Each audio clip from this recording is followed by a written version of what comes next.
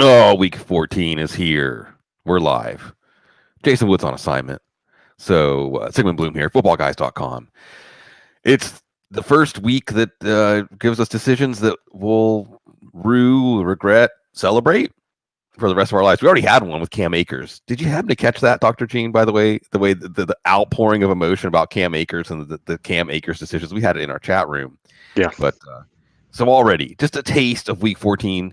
Again, Jason Wood out on assignment. So we're going to do a concentrated injury segment here, get Dr. Gene on his way so he can live his life. And then Mitch Carl will be showing up. We'll do some DFS. I'll answer some questions in the meantime. And maybe I'll put Mitch on the spot and ask him some start sits because DFS lineup setting, it's basically the same thing. He'll be cool with that, right, Gene? I would think so. Sure. Yeah. All right. Let's get to it. And again, because some of this stuff is fuzzy because it's week 14, I know you can get down to the best you can for us, whether a player will be available and how available. And then the fantasy analyst picks up the ball and tries to run it in from there. Start with Josh Jacobs. He's going to play. Is it going to be good old Josh Jacobs workload, though? I think that's the biggest question of the week. Last week throws a little bit of a wrench into the situation because, so to set the picture for me, on video, it looked like he probably had a high ankle injury, not a significant one, but enough that a high ankle injury for a running back is something that's difficult to recover from. And then on Monday, last week's Monday, the Raiders seemed to be pretty reassured, saying that the MRI through Ian Rappaport didn't show any significant structural damage. We're at least hopeful and optimistic that he could play. We know that Jacobs is able to play through painful injuries before. He played through a shoulder fracture last year and did so effectively. So, to then see him not practice at all last week, be ruled out when he was, and then not practice too much this week was concern. But he was able to get back to limited practices on Thursday and Friday.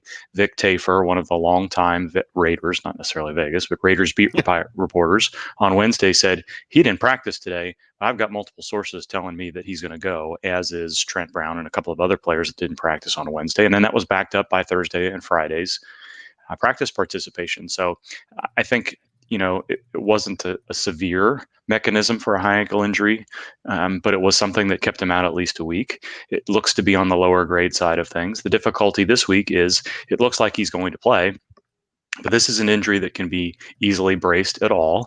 It's an injury that can be tweaked just because of, the way running backs move through between the tackles and are tackled. There's lots of leg wraps and what have you. And if that ankle gets tweaked a little bit, there's really no way to support that particular area of the lower leg such that you can limit the risk of aggravation. So it's very possible, knowing that Josh Jacobs has played through multiple injuries in the past effectively, that you see him get 20 plus touches and have no issue at all. And then maybe a little bit sore in some limited practice, and then we do it all over again next week. It's also, as we've seen time and time again, these players, running backs, wide receivers that require lateral movement and get tackled low have a relatively high risk of aggravation. And we just don't really know whether or not they were angling for this week all along and he's actually fine.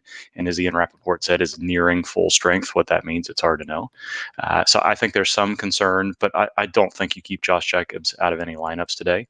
I think you can easily expect the Raiders to use him as much as they feel like they can. And if he does fine through the first half and doesn't have any aggravations, he's likely to have a very good game. Just keep in the back of your mind that there's a little bit lower floor than there may have been in the past with him. Yeah, I think that he's going to be in your lineup probably.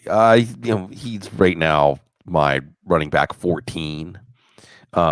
So, I'm not going to get cute and playing him over. I'm not going to play like Giovanni Bernard and Melvin Gordon and guys like that over him. Even a Devin Singletary coming off of last week. You roll with him. And, that being said, the Indy matchup's not great. And I think you're right to outline the possibility that Jacobs is pushing to get on the field at the very earliest part of when it's viable. The Raiders certainly aren't going to be a conservative team about that. And we might see him and say, maybe he wasn't going to be able to give them full contributions this week. Or, depending on how the game script goes, we may not see as much of him. Right next to him in the rankings, Deandre Swift. Gene, what clues have we been getting? Because it sounds like just the way it's been reported, Swift wasn't a sure thing to play this week. It wasn't just like, he's off the injury report, everything's fine. How can we use that to predict how big his workload will be?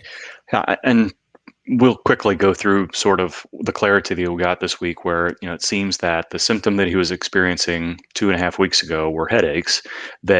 Although they couldn't identify necessarily an injury that could have been the obvious reason for a concussion, they were cautious, and headaches and including migraine type headaches are a symptom of concussion. So they put him through the concussion protocol, and then returned him last week before whatever they kind of changed it to the illness. And that makes a ton more sense than, on a Wednesday, he's limited with a concussion. On a Thursday, he's not practicing with an illness, and no one's really sure what's what. So not really going to speculate. We're long past the days where Michael Vick gets dirt in his eye when he was obviously concussed and he's able to return, right? And the Colt McCoy issues and all the other ones we've seen over the years.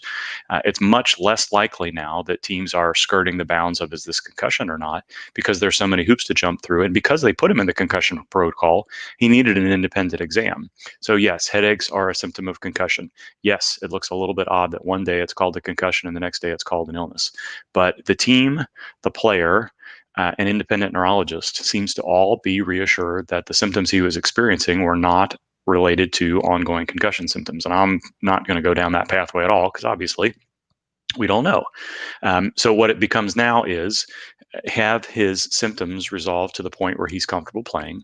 Is he reconditioned? Because even last week, the Lions were saying, we don't really want to put him back in a game situation at a 75% snap count, which is what he got in week 10 before the issues started, until he's fully reconditioned.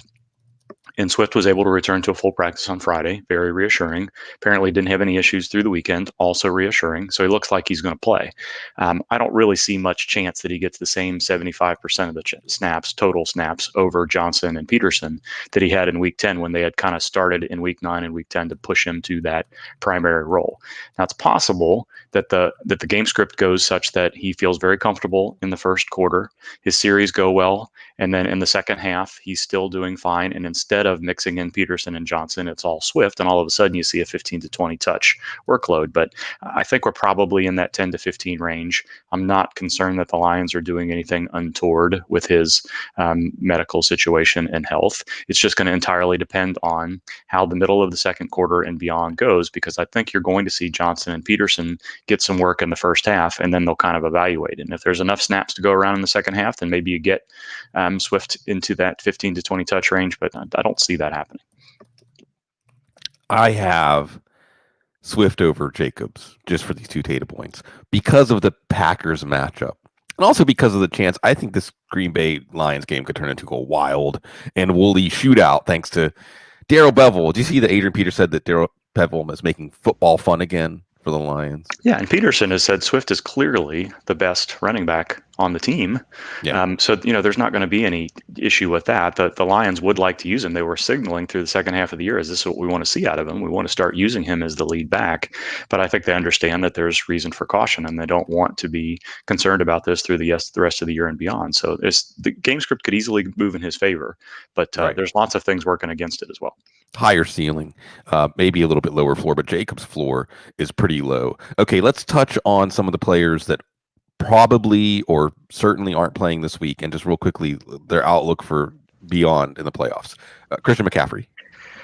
Yeah, I did not like that. It was easy to read between the lines, as I posted on Twitter this morning, the tone of Adam Schefter's report saying that he was hopeful and wants to return before the end of the year. So what we have is an injury that occurred during the bye week, quote unquote, and tightened up. But, a quad strain that you have 5 to 7 days previously doesn't tighten up. It was they're seeing if he's got any chance to play, and now it's clear that he's not. So now we're going into 2 weeks minimum, and we're not sure whether or not he's going to be available for the rest of the year. It looks like a 2 to 4 week injury that could easily be 4 weeks. So at this point, you are crossing your fingers. You have something close to a 20 touch Christian McCaffrey in week 16, because week 15 looks pretty doubtful right now. And maybe I'm misreading the tone of that, but I don't know. Yeah, it's like when you drop your car off and you're hoping to get it by the end of the day. They're like, well, maybe we'll have it done before the weekend. Oh, okay. This is not a small thing. This feels like a pattern with Jamison Crowder. Probably we're not waiting for him lineup setting this afternoon, but what about week 15, so. 16? Yeah. Yeah, so what we've seen from Crowder is that, when he has these midweek tissue strains, if he's able to get back, he gets back into practice, and then he's got a chance to play. If he doesn't get back, then you start to wonder if it's going to be a multiple week situation. But I think Crowder's future is going to be dependent on what does Adam Gase tell us in his press conference Monday and Wednesday. Is Crowder able to get back on the practice field at all on Wednesday and then Thursday? Because we've seen him get back on the practice field on Wednesday, again, in the Christian McCaffrey mode, test it, see how he responds, and then not be able to go. So I don't know that we're going to know for certain about Crowder. Doesn't seem like, because they were hopefully could get back on the practice field on Friday. Doesn't seem like they think it's going to be a 3 to 4 week situation, but I think Wednesday's practice participation is going to be the most important data point. With Brandon Cooks, and by the way, folks, in case you didn't see it this morning, this is one of the situations that changed.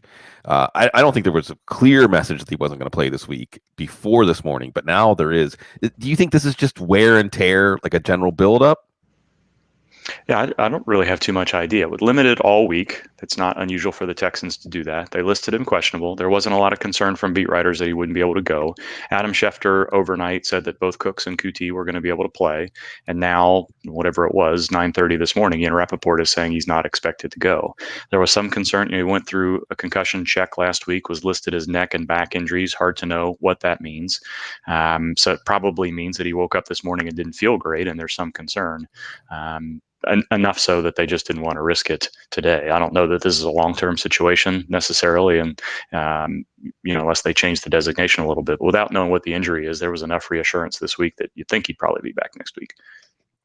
Matt Kirkman, it's Kiki Cutie Day. The socks are washed, so they may be ready for the recap show, but he has to earn them. The universe has to earn them. By the way, on Kiki, really quick, because it feels like 1 out of every 10 or 20 guys that we get on the Sunday morning update, yeah, he's expected to play. We look back and we say, ooh, he played, but either they leave early, and QT doesn't exactly have the best injury history. Any pause based on that we had to get reassurance this morning that he was going to play? On Kuti? No, I don't think so. It was a full practice on Friday, and I don't fear a Houston questionable unless there's clear video evidence that we need to be worried about it, or a teammate or a player or a coach says he's not ready, which we'll sometimes get. So no, I don't think there's any issue with Kuti. Okay, any pause with Ezekiel Elliott? Probably not. I mean, again, I think it has more to do with the Dallas situation overall, with the offensive line that's decimated, and Andy Dalton sometimes being able to move the offense and sometimes not. The calf bruise is a lesser concern than a calf strain would be. It's going to be sore, but less likely to be aggravated. And if they've made the decision to play, he's likely close enough to where he's going to be able to do okay. Does he give up a few more snaps to Tony Pollard? It's possible, but I still think the larger concern with Elliott is the offense around him rather than his health. Yeah. Well, in a week that they're not playing the Bengals. DeAndre Hopkins, and the reason I bring him up is this is week 14. We got the Marcy Rossman rule and all that. But it isn't like DeAndre Hopkins and the Cardinals offense has been bringing you to the dance lately. And you've got the James Bradbury factor. If you were looking for a reason, you're saying, Gene, give me a reason to bench DeAndre Hopkins. Is there anything medically relevant to bench him today? Kyler Murray's shoulder, maybe, which I continue to think is not a huge issue, but seems to be more of an issue maybe than what I've believed as far as throwing the ball downfield and otherwise. Wasn't Hopkins listed like non-injury back, neck, or something like that? Yeah, and to me that just means Hopkins is beat up. He is aggressive going after the ball. There's a ton of 50-50 balls. He gets a ton of targets during the game. So he gets beat up and they have to list him with something. So for me, the more things you're listed with on the injury report, generally speaking, Brandon Cooks notwithstanding this week, the less worried I am about you. It's kind of the rule we used to have in the urgent care is the more complaints the family is concerned about, it's inversely proportional to the actual likelihood of illness. Because there's just so many different things going on, right? I mean, if you're asking me about a wart on your foot, a little bit of a cough, and something someplace else, then we're probably not worried about one thing in particular. So I don't usually worry about that too much. So no, I don't think there's too much with Hopkins' health that has me worried. It sounds like there's a little bit more concern about his ankle earlier in the year, but nothing that what I heard about him this week. I think the non-injury related was the rest issue was the primary thing that kept him limited in practice this week. Bruce Arians said Mike Evans scared him more than anybody else.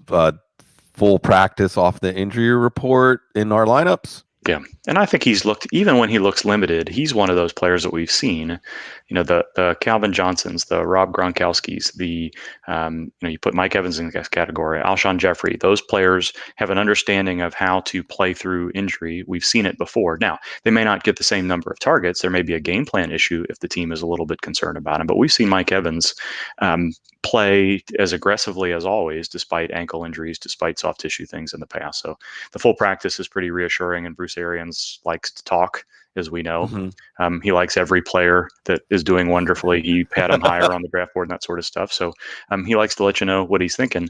But Mike Evans, the key thing for me this week, the subtle extra data point was Evans talking about how tough Chris Godwin was playing through injury in a Zoom meeting where nobody really asked him, why were you missing time with your hamstring? So he's going to play. Hopefully this doesn't turn into a 2 to 3 target day, but Evans is going to be targeted in the red zone. And I think you can trust him even if he doesn't have, maybe a 10 target ceiling today. Albalo came in with one. This is a good one to touch on. Any new thoughts on Mostert versus Wilson? Set Dobbins to start, but I have a feeling about Mostert. Tough matchup. I'm not recommending Mostert. I love Mostert. He's not 100%. Yeah?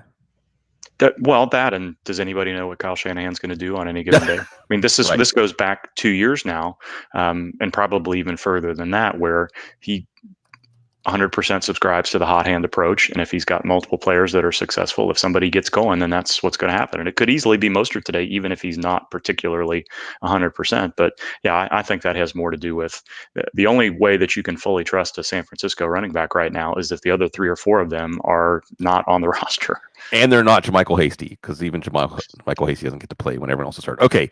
I'll ask you one of my derby questions here. Who's going to get back on the field earliest? Or maybe they're all going to pull up lame before the goal line, before the finish line. Julio Jones, Kenny Golladay, and Antonio Gibson. I don't know that we see Kenny Golladay again this year. I was really surprised that Julio Jones did not practice on Friday. Maybe the fact that he didn't talk to the media on Wednesday should have been a clue, but he played 95% of the offensive snaps last week. Did not look to be particularly limited in a week that he said going into it that the week off had done him a ton of good. So I'm not sure what happened. Why? Because this just isn't the way Julio Jones generally, the MO over the last 4 or 5 years, it's not the case. So I don't know what to think. You would think that he likes to take a week off only and then come back to play. Maybe somewhere in the last 10 days was finally the aggravation that occurred that took him to where he needs a couple of weeks off.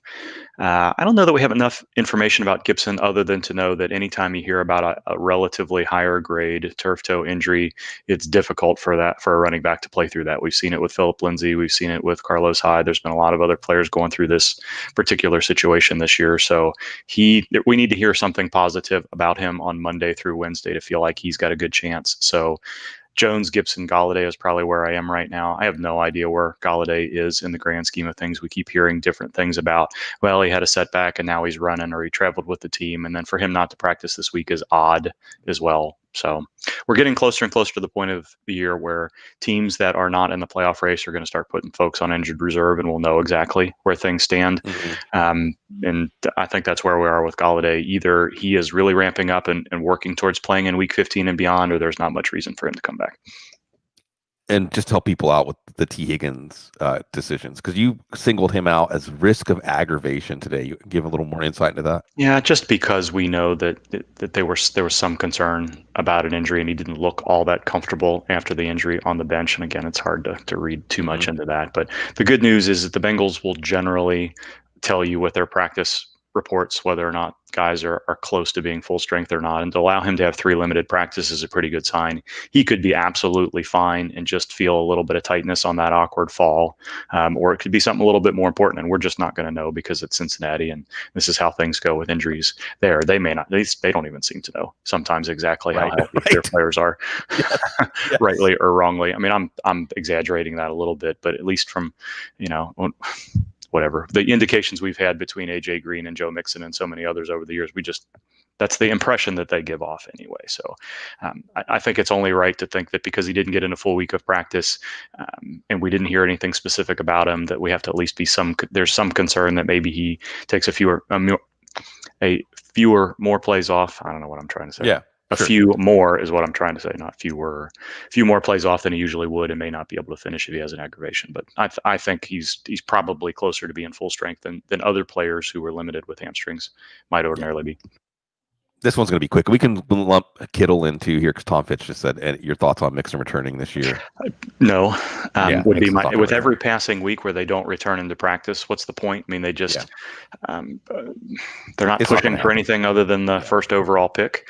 It's a midfoot injury that could potentially cause some issues longer term if it's not dealt with correctly.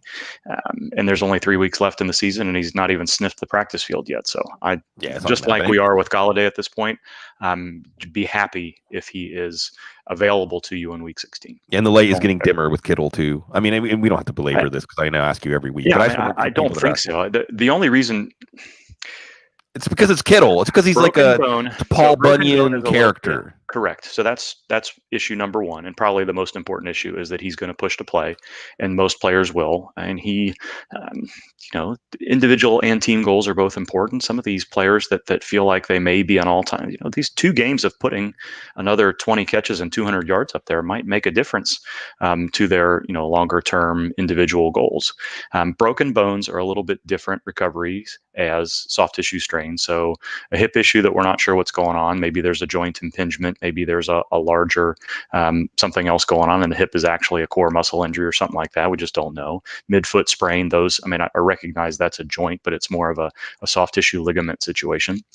If the bone heals well enough and he can protect himself and play, and the Niners are comfortable clearing him, then yeah, maybe we'll see him in week 16, 17. But he's another player that he can tell you 6 weeks, but that doesn't mean that he's ready for a full workload at the earliest possible opportunity.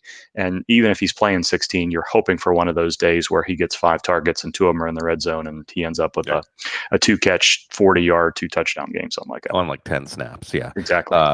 And that's the thing. But I really think it's just the aura of Kittle, that he just seems like a guy that the regular rules don't apply to him.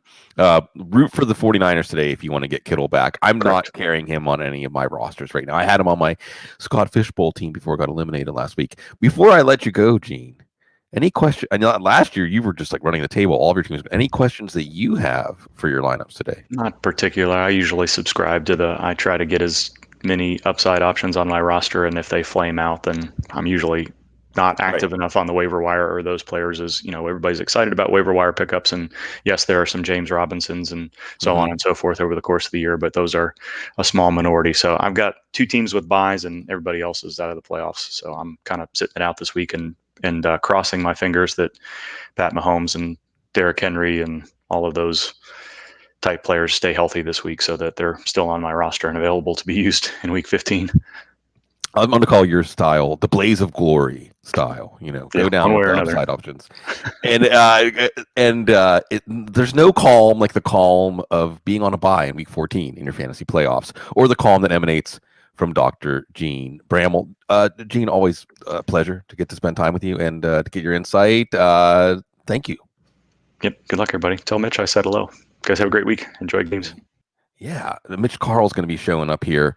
And we're back. Okay, so while Mitch, we're going to get Mitch in a little while. I'm going to go ahead and start answering questions from the chat room. I've done this once before. I don't know if y'all want to just look at me and listen to me talk about your questions, but I'm happy to do it. And by the way, Scott Klusti asked about Kenyon Drake's hip. Didn't get to that. He's expected to play. I'm not excited about the Cardinals' offense today. I'm not excited about Kyler Murray today, honestly. I can imagine some options that you drafted after Kyler Murray that you'd be benching Kyler Murray for today. Kenyon Drake not getting a lot of receptions out of the backfield, at least regularly. Giants defense playing well. I'm not shoehorning Drake into my lineup in any way.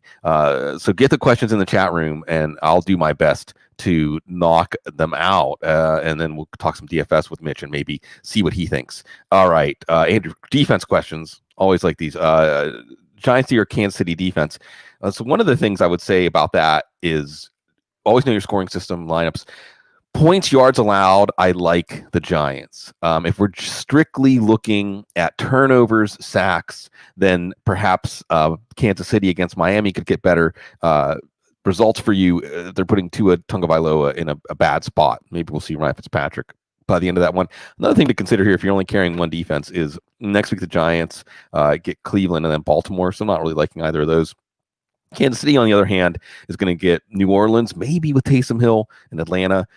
So if you don't want to get stuck with one of them, I would say that's the way to go. Kenny Held, great matchup tonight, mentions Go Bills. Ronald Jones or James Conner. And this one's not clear. This is a good moment for me to get back to sort of the keynote of, if you're in the fantasy playoffs, you should first and foremost trust yourself.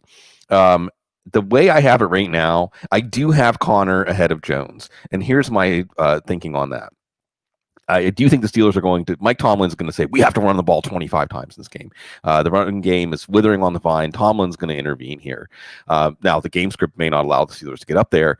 Conner was looking good before he went on the COVID list, breaking some tackles, adding some value to his runs on like Benny Snell. And really, Anthony McFarland's not ready yet for extended work. This could be a shootout, could be a multiple touchdown game for Conner. Now, Jones gives you the big play upside. Jones gives you multiple touchdown upside too with Tampa's offense. You also, though, have Leonard Fournette looming and the workload looming. Minnesota's not that tough of a draw, neither is Buffalo really for that matter against the run.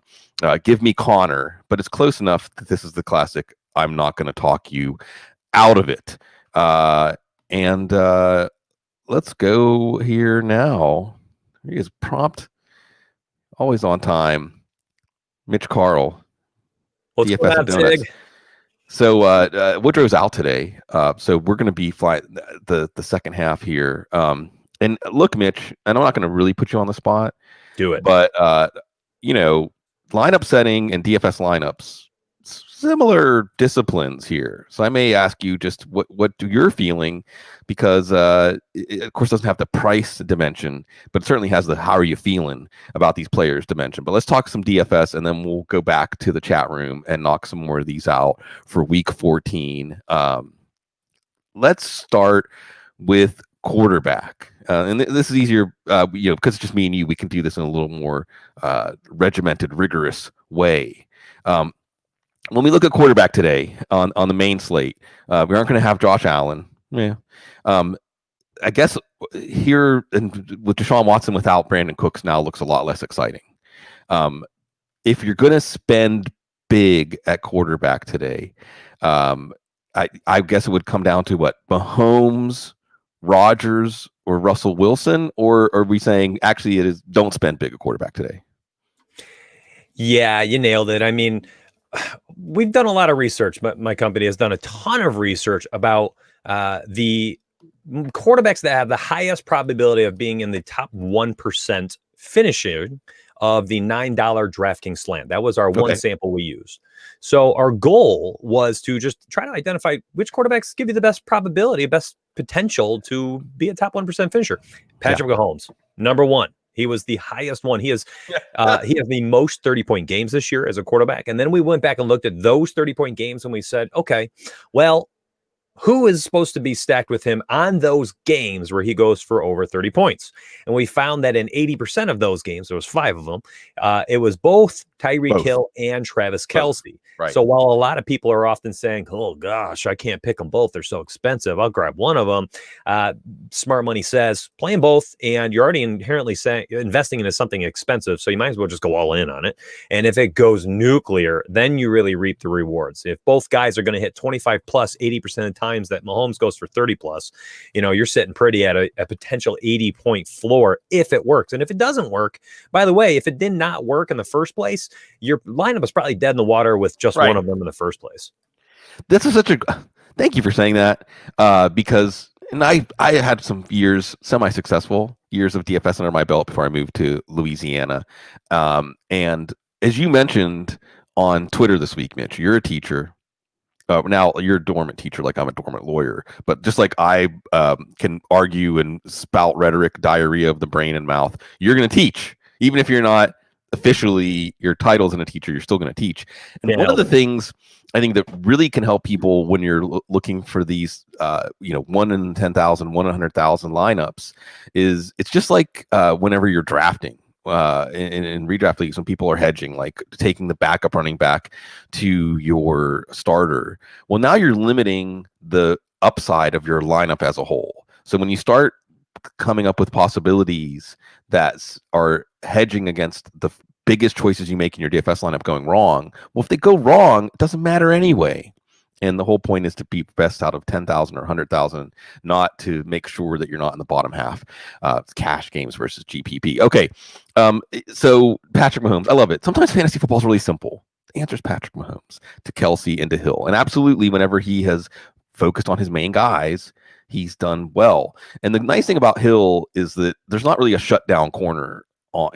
Xavier Howard. Xavier Howard's not going to be able to take him away. That's not Xavier Howard's strong suit. They're not going to be able to take away Kelsey. So yes, the Mahomes, Kelsey, Hill stack for the win. If we're not going that low, and admittedly I'm out of the loop on prices, Mitch. Some of the options that you might consider second or third tier options. Sure. Go ahead.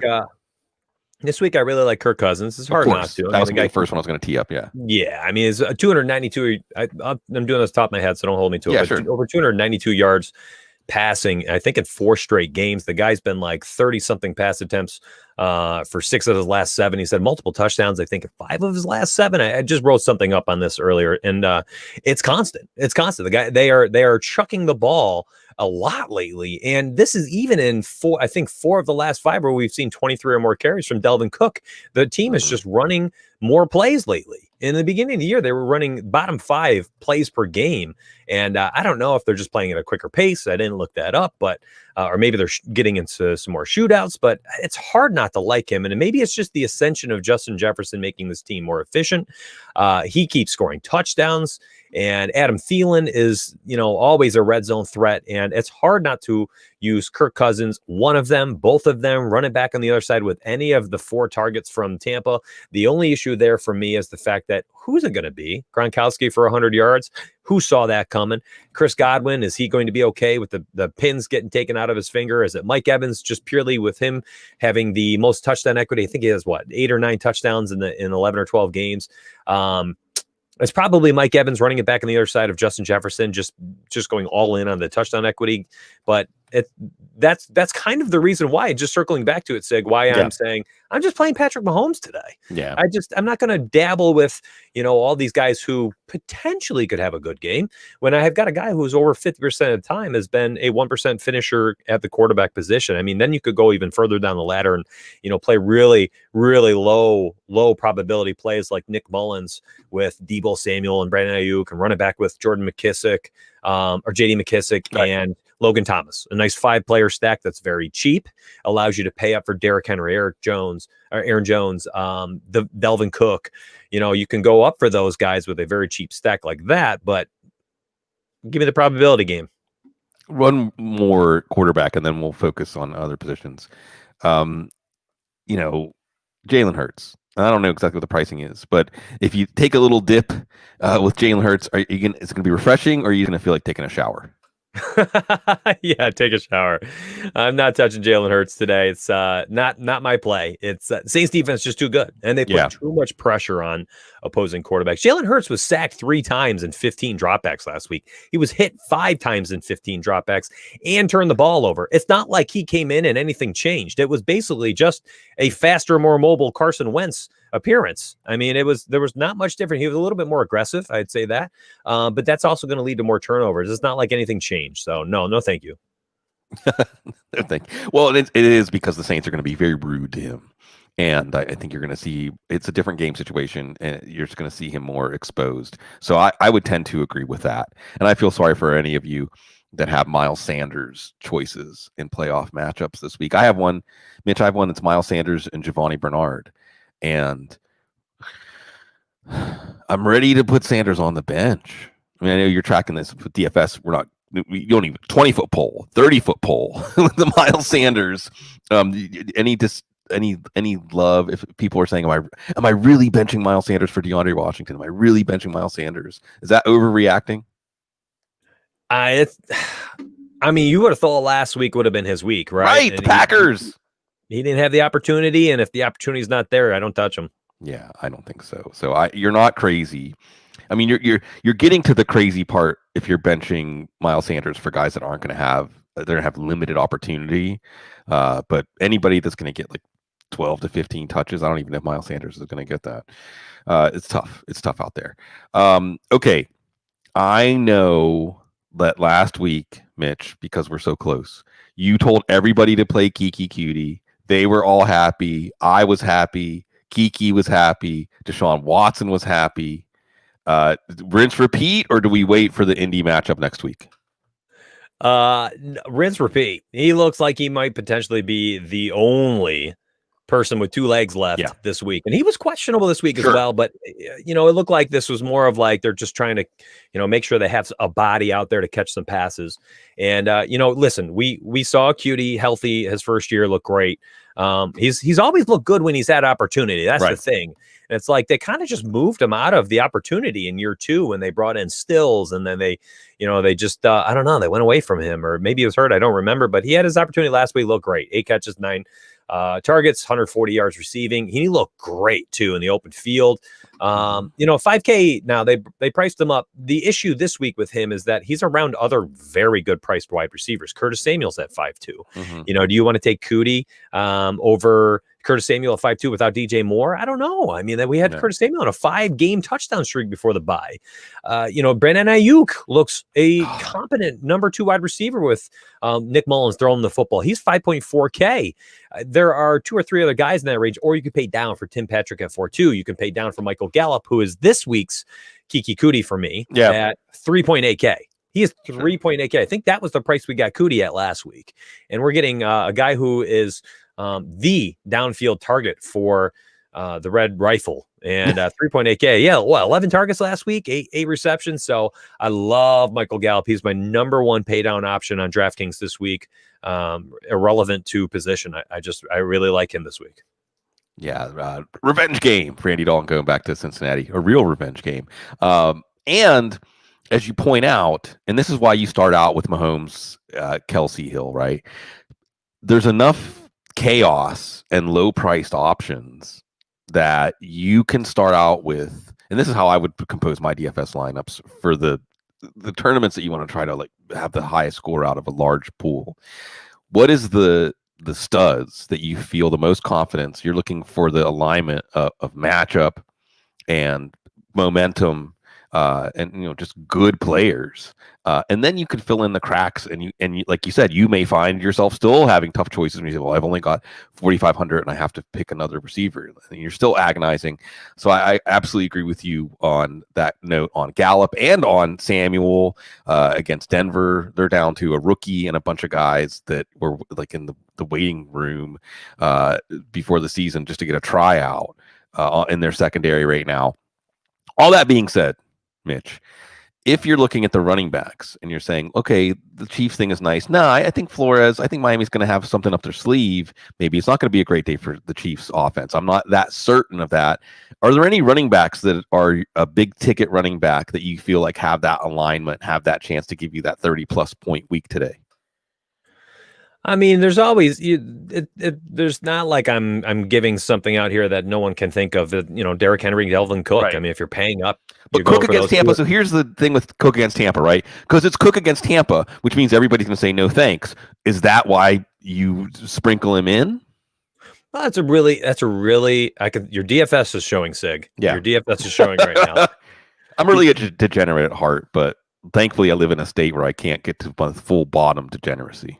No, you absolutely nailed it, though, because Cook, we have his ownership projected at 8%, Derrick Henry at 25%. It's that extra pay up spot, and that's precisely why I go up there. So if you're paying up today, give me the guy that we keep seeing touch the ball over 30 times per game, even if it's close. Even if it's a blowout, they just feed him. And Derrick Henry, I don't know, for whatever reason, man, they look like they were just going to make him the alpha and omega there. And I don't know if it's just because they were down 38-3 or something at halftime, and he just kind of got phased out of the game.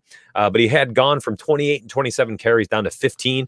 You gotta think it's a game where he can bounce back. But listen, if he doesn't, you'll be so happy you took Delvin at a third of the ownership. And again, that just boils down to the ownership game, which is, my friends, you're playing the highest probabilities to go off, and then you're comparing that with ownerships, as Sig had just alluded to. And Delvin at a third of the ownership of Derrick Henry, it makes him a better play. there's a general thing in DFS, which is it's easy to overthink. I mean, you want to be going in the opposite direction of the crowd, but at the same time, sometimes the crowd is right, so you can get trampled. So I think wasn't there like a Derrick Henry week like that earlier this year, where if you try to get cute with it, you just basically flushed your money for that week because the crowd was right. That being said, I'll chime in and I'll say this: don't sleep on Nick Chubb. Don't sleep on Nick Chubb. He's actually running more like Derrick Henry than Derrick Henry right now. It's a different Cleveland team than the one, and I think Chubb had like 10 for 61 or something like that in week 1, but it was 38-6. So he didn't really get a chance to get going. Different Cleveland team, different game script. Kareem Hunt's a little banged up, like Nick Chubb. How about Jonathan Taylor today? And these are all options because it's so thin at running back for your playoff lineups. I hope if you have Jonathan Taylor, you're not asking me Jonathan Taylor worry. Probably you're getting Jonathan Taylor into your lineup. Are you getting him in your DFS lineup? Yeah, you know what? Last week I put out this rankings list for the members, and he was a tier 1 ranked running back last week for the GPPs. Mm-hmm. And I think he's virtually on the outside of that this week as well at 5.8K. He's a great play. He's a great play. Jonathan Taylor, I think, is a fantastic talent. And he doesn't get the opportunity you always want, but look at the players around him at 5.8K. Do any of them also get that opportunity? They're all the same, which is where's Montgomery at this week? Montgomery's at he got priced up. I was just looking at 6.5K. Okay. And that matchup's pristine. I mean, cash game, absolutely. Tournaments, I mean, Mike Davis is 6'4", Deandre Swift, if he plays 6'5", Ezekiel Elliott 6.6K, Chris Carson 6'9".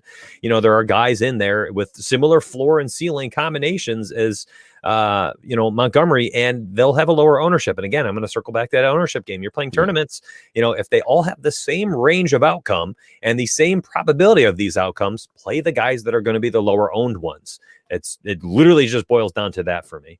You could pay down the ladder a little bit for Ronald Jones Jr. at 6'1", Wayne Gallman 5'7", Jonathan Taylor 5'8", Kenyon Drake 5'5". I mean, there's probably 6 to 8 guys that are all literally, they're just the same to me, and they're all within $1,000. And again, this kind of turns back to why I'm saying I'm plugging in Patrick Mahomes, Tyreek Hill, Travis Kelce, because I think there's a plethora of mid-range options where, I feel fine just plugging in them and hoping for the best because it's a tournament, and not paying up for Delvin Cook, not paying up for Derrick Henry, and kind of going to mid-tier of running backs this week because I think they all have, 20, 25 point ceilings.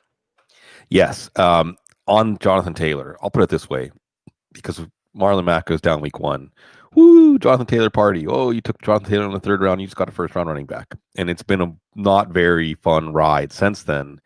And very few people noticed that last week, both Taylor's play, little usage in the passing game, his role in the Colts offense is now getting to where we were picturing it when we were excited about it. And so just tuck that one away. I'm going to veer here to some questions in the chat room, and then again, Mitch, you can always abstain. You can say no comment. All right, but it is week 14. People want someone to blame when things go wrong, and also it's really just, if you're in week 14, as I'll say again, you made it this far. Trust your instincts, but at the same time, it's good to be reassured. Soul Brother, one of our beloved chat room members, 3-star, and this is by the way, this is one of the ways I think that fantasy football maps to the NFL very well. Is here you are in the playoffs, and you're relying on players that you never expected to rely on, maybe players you just picked up, and go back and watch the Super Bowl, and that's where a lot of these teams are, or at least in the playoffs. So you got to survive. Soul Brothers lost 3 starters this week due to injuries. Chad Hansen, Colin Johnson, and Cam Sims are his choices at wide receiver. And Cam Sims looked good last week against the Steelers. Although I still don't know about this week against San Francisco. I think there's limited upside there. Probably limited upside with Colin Johnson, although the matchup against Tennessee is good. I'm seeing Chad Hansen's name in lights here for the upside, Mitch. And also, I'm attaching myself to Alex Smith. I'm attaching myself to Mike Glennon or Deshaun Watson. I want to attach my fate to Deshaun Watson when I look at these 3 choices. Any one of them stand out in lights for you? Not a single one moved the needle for me this week, so I will completely rely on the season-long experts. Is Hansen like 3,000? Is he still min price, or do they move him up? They're all down there. They're literally all down there. And I looked at them and I weighed the probability versus Michael Gallup again at 3.8K, and I just thought, you know what? I'll price down my defense or whatever so I can get Gallup Precisely. in over these options. That's a good way to put it. Glenn Walker he's in standard, benching one out of Godwin, Deontay Johnson, and Michael Thomas. And I'll say this, I have been in a lot of questions where Deontay Johnson's one of the options. I'm benching Deontay Johnson, just because we had the rash of minor injuries early this year. We've got the drops. Anything you want to say to talk Glenn out of benching somebody else? It's not Godwin, I don't think, not against Minnesota. And Michael Thomas, he's done enough in the Atlanta games for me to say he's still got that Michael Thomas reputation. What say you, Mitch? Yeah, no, I'm right there with you. I like the upside of Godwin this week against Minnesota. They've given up, I think, 19 pass touchdowns to opposing wide receivers. Yeah. So somebody's catching touchdowns today for Tampa. And, Michael Thomas, over 100 yards in 2 of the 3 games with Taysom Hill. And while that might not, you might not feel good about it, I think the ceiling might be a little bit better, because if he catches a touchdown with those 100 yards, you're sitting pretty this week. You said somebody's catching touchdowns for Tampa today. Is that Rob Gronkowski's new nickname?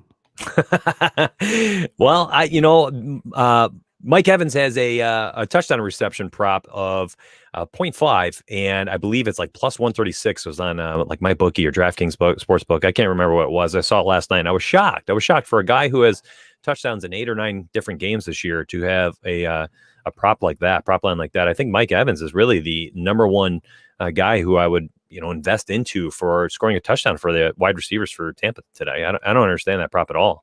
Yeah, and by the way, and I just like Gronk because Eric Hendricks is out, but it does sound like Cameron Brate's going to play. He had an illness yesterday, and I think they were just waiting to see if it was COVID. Logan Carter says, does Kyler Murray apply to the dance with who brung you Cousins as my backup? Mitch, I'm saying Cousins over Murray this week. You going to talk me out of telling him to do that? I'm with you, man. Kyler Murray just doesn't look right. He's protecting his shoulders, not running as much. When he does run, he looks skittish. And anytime he faces pressure, the guy is like dropping back 15 steps and just chucking it up. He didn't want to get hit. Yeah. And RL says, which one, Matt Ryan without Julio? Come on. Cousins. Stafford could be interesting, but it's Cousins.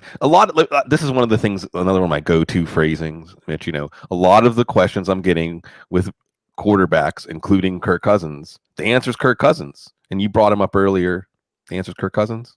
Yep. He's my 3rd highest projected quarterback this week in my personal projection. So I had him right behind Mahomes, Rodgers, and then drop it way down low. There's Cousins and the rest of the field. Yeah.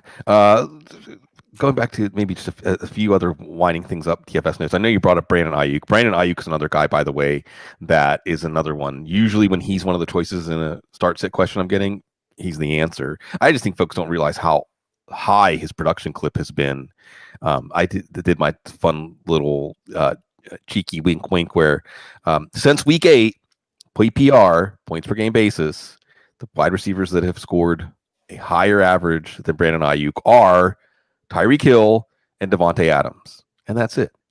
And I know Ayuk's only played 3 games during that stretch. That's the trick, right? 3 games since week 8 because of COVID and a bye. But 3 games is still enough of sample size to say that there's some significance there.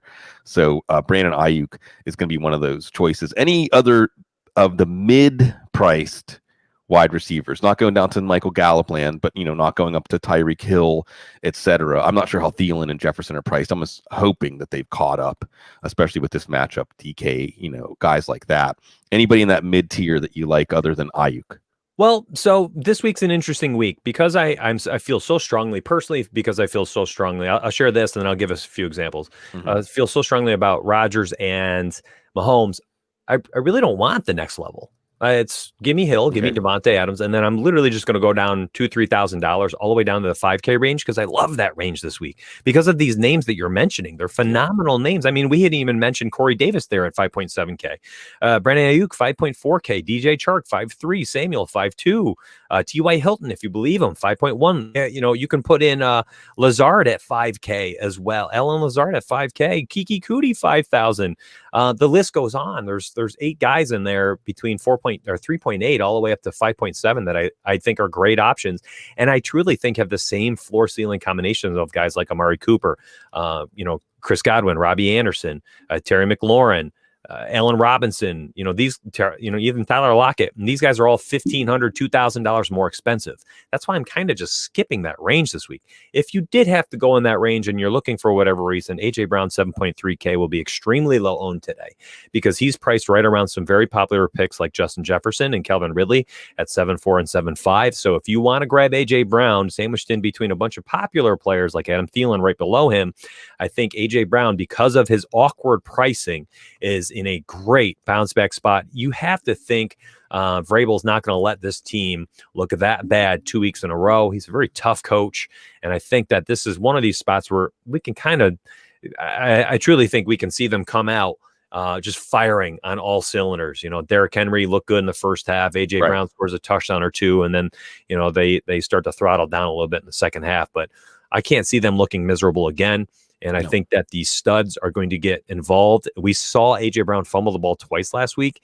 Is this one of those, I'm not that bad. I'm better than that. I got to play better in that type plays and type days for him. So I love A.J. Brown. Yeah, the Tennessee outlook this week. For some reason, Mitch, I have the picture. You remember I think they still do, but I don't see it as often. Like they put you in that little, it looks like a little shower and it's the air spins up the dollars and you got to grab as many as you can. Yeah. That's the Tennessee offense today. It's just a question of how long is the money going to be flying around. Yeah. It's up to Mike Glennon in Jacksonville. It could be 15 or 20 attempts for Ryan Tannehill, but A.J. Brown could have 4 for 150 and 2 touchdowns. So that's Corey Davis. Johnny Smith is back. But yeah, you think Tennessee is going to get right in this game against Jacksonville. We talked about this before. I think you do have a home team, right? You do have a rooting interest. Is that right, Mitch? Buffalo Bills, man. We're head to head this week. That's what I thought. I didn't want to embarrass myself because I'm only 98% sure of anything anymore. There's like DFS angles, stuff like that. This is going to be the highest scoring game of the day. Yeah, Buffalo, Pittsburgh. I mean, my man Mark Stopa, who's also a great Bills fan, great human being, great fantasy analyst. He's at first to 28 wins. I'm like, someone might get 28 in the first half. Yeah, it's going to be a wild game. I feel like Steelers defense, I hate to say it, decimated. They get a ton of pressure on opposing quarterbacks. That's like the great thing about their defense. But Josh Allen's so good at eluding that pressure. First off, one thing he used to do last year a ton is when that pressure came, try to get outside the pocket. You see him a ton this time step up in the pocket this year, keeping his eyes downfield, and he's ready to throw the ball. It's not just, oh gosh, pressure's here, I got to run with it, or roll out and hope I can, get away from the outside pressure or outside containment. That's not the Josh Allen we see anymore. And I think because of that, and the Bills defense just not being that great, I think we do see this game be an absolute shootout. I think it's going to be a 35-31 type game, 31-28. It's going to be high scoring. It's going to be touch. There's too much talent. And this is one of those things where it's like talent's just going to trump those individual defensive matchups. There's too much talent all over the field. The Bills are outmatched in the secondary completely. And I think that Josh Allen's just one of those guys that just kind of, it doesn't matter how good your defense is. And I'm totally biased. So take that, take this with a grain of salt. But I think he's MVP talent this year. And, if he's able to, stifle an opposing pass rush, it's going to be him. Stifle an opposing pass rush. And I think this game's going to be very high scoring, but it's a Sunday night game. So if you're playing it for DFS, you got to play the showdown slate. We coin words here on Sunday mornings. I said degeneracy. I don't know if that's a word or not. Stiffen. I like that. It's like stiffen and stifle and flatten. You'll do all those things. You get me. Yeah. Oh, yeah. It's good. It's language. Look, we got to be, you're a teacher, I know, so you want to give kids the foundation, but we got to be loose with language. Language is alive, and we don't want to be stick in the mud. If we all speak in emojis and acronyms in the future, I think we'll still be able to convey just as much meaning. Yeah, it's going to be, but with Allen, Steelers defense, it's just no Bud Dupree. They're down to 3 guys at inside linebacker that either didn't play there or weren't on the roster at the beginning of the season. Maybe only 2. And Devin Singletary. I don't know if they're going to stick with the 85-15 split they had because Zach Moss had that fumble early last week, and then that had them trust Singletary. And Singletary showed that he's deserving of that trust. Singletary as a receiver out of the backfield scares me in this one. We saw McKissick running free last week. Joe Hayden's not going to play. It's the Buffalo's offense. This is going to be a showcase game. And let me tell you, Mitch, and I talked about this earlier this week. I don't want to bloom the Bills. And I feel like Bills fans, Steelers fans, we're cousins, the cities, the relationship Cut from the same cloth. And as the Steelers were finding a way to lose that game to Washington, and then you look at the Steelers' schedule, and you're going to they may win one more game. They play Cincinnati next week, but they still have Indy, they still have Cleveland left. Browns fans, you should be thinking maybe we can win the division if we beat Baltimore. But as I felt the door closing on the Steelers, I'm telling you, they may be one and done in the playoffs. Maybe they'll win a game. I see it opening for the Bills. I see Josh Allen. I know that first Chiefs-Bills game was such a disappointment. I know that Josh Allen, I know this team is chomping at the bit to get a do-over. And if there's one quarterback in the AFC that can go toe-to-toe with Patrick Mahomes right now, the way he's playing, yeah, Fletcher Lynn says, don't bloom my Bills. I'm feeling it. Let me just say this, that's if I could pick a team to win the Super Bowl other than the Steelers, maybe even instead of the Steelers fans, I've got to experience in my adulthood 2 Steelers championships. I love the Bills fan base. There's a lot of Bills fans that are near and dear to my heart, and I know that's all of upstate New York, which is also near and dear to my heart. Mitch, I don't want to embarrass you. Do you even have any redraft teams, like, just for fun? Oh yeah, I love redraft. It's playoff first love. Any parting shot? Anything that's like you're agonizing about is setting any lineups this morning? It's the wide receivers, just like everybody else. It's that mid range of like Ayuk, Deontay Johnson. Like I have a lot of decisions in many leagues between Curtis Samuel, and that just happens to be the same price range in DraftKings. It's going to be the bane of my existence this week. Deontay Johnson could get the volume. I love Ayuk. I just think that if Bob Harris, divorce the names from the numbers, if we were doing that and we were just looking at Ayuk and his performances this year statistically, or even if you're watching him, the other thing that you like about Brandon Ayuk is you get Kyle Shanahan play calling in your lineup. And if Washington defense, while they have all those studs up front, Shanahan's going to have a few things up his sleeve that are going to work. They're going to work. And, it's a reason maybe to like Deebo Samuel too, or even Nick Mullins, like you said, as a low priced option. But everybody, week 14, it's here. And the nice thing is that it's just like the way we experience football, our favorite team, the Bills, the Steelers. In the midst of the moment, you're caught up and the emotions are flowing. I think my theory, I think we've talked about this before, Mitch, I'm not sure, that we get a lot of emotions, pent-up emotions out through our sports fandom, where we're cheering or we're mourning. We're cheering and mourning lots of other things that we don't get a chance to pause and let out in everyday life. But then just like with football, when it's over, and we can realize, hey, this is a nice release, a nice diversion. Although I guess if you're subscribing to Rise or Fall, you probably have some money on the line, and you've probably been winning money. So it's been happy times. But at least, in terms of fantasy football, easy come, easy go, but enjoy the games. It's getting intense. And, again, we got that great Tampa Bay, Minnesota game on the line there. Tonight, Buffalo, Pittsburgh. Tomorrow, Cleveland, Baltimore, round 2, ding, ding. Lots of entertainment. Thanks, as always, to Dr. Gene. Again, Mitch Carl, DFS and Donuts. And Rise or Fall. And remember, when football's over, all of your DFS needs. Thank you, man. Mitch is there. Oh yeah, and we're going to be doing some shows this offseason about something or other. I don't know what, because I want to see when the baking shows get on DFS or pools or things like that. Because we've been watching baking shows and thinking we just could do fantasy baking shows, and I come to find out that yes, there indeed is fantasy baking shows out there. So there's always something for us to talk about, so we can spend time together, because that's what it's really about. I'm in, man. I'm in. Always, everybody. Good luck here in week 14. May we see you on the flip side in week 15 in your playoffs, or you can be like Dr. Gene and say, well, my teams that are in the playoffs are on bye, so, I'm just chilling today. But I'm sure the action today will leave us anything but chill.